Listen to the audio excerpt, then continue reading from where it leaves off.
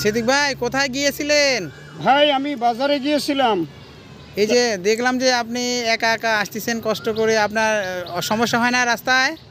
আল্লাহর রহমতে আমার কোনো সমস্যা হয় না। আমি অন্ধ মানুষ, যে কোনো জায়গায় আমার বেকায়দা মনে হলে আমি দাঁড়ায় যাই এবং জনগণকে বলি যে বাবা আশপাশে কেউ থাকলে আমাকে পার করে দেন, তখন তারা আমাকে হাত ধরে আল্লাহর রহমতে পার করে দেন।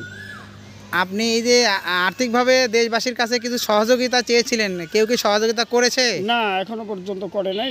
এমন কোনো হিতৈষী ব্যক্তি পাওয়া যায় নাই বড় ভাই। চান? প্রিয় দেশবাসী, আসসালামু আলাইকুম রহমতুল্লাহি ওয়া বারাকাতু। আপনারা যারা আমাকে লাইভে দেখতেছেন, আমি একজন অন্ধ মানুষ, কোরআনে হাফেজ। সমাজের মধ্যে দরিদ্র আমি একজন মানুষ, কোনো কাজকর্ম করতে পারি না। আমার দুটি সন্তান, আমি এই দুটি সন্তানকে দিনের রাস্তায় পরিচালিত করার জন্য আপনাদের কাছে কিছু আর্থিক সাহায্যের আবেদন। যে যতটুকুন পারেন আমার দিকে খেয়াল রাখবেন।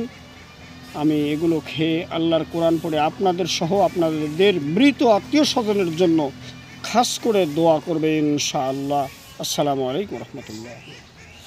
তো এখন কি একা একা যেতে পারবেন জি বড় ভাই, যেতে পারবো ইনশাআল্লাহ। নাকি আগে দিয়ে আসবো? না, আগায় দিতে হবে না, আমি ইনশাআল্লাহ যেতে পারবো আল্লাহর তো রহমতে। ঠিক আছে, তাহলে আবার আপনার সাথে দেখা হবে ইনশাল্লাহ সিদ্দিক ভাই। জি ভাই। তাহলে আপনি আস্তে আস্তে আল্লাহর নাম নিয়ে দেখে চলে যান। হ্যাঁ, আসসালামু আলাইকুম। হ্যাঁ, ওয়ালাইকুম আসসালাম।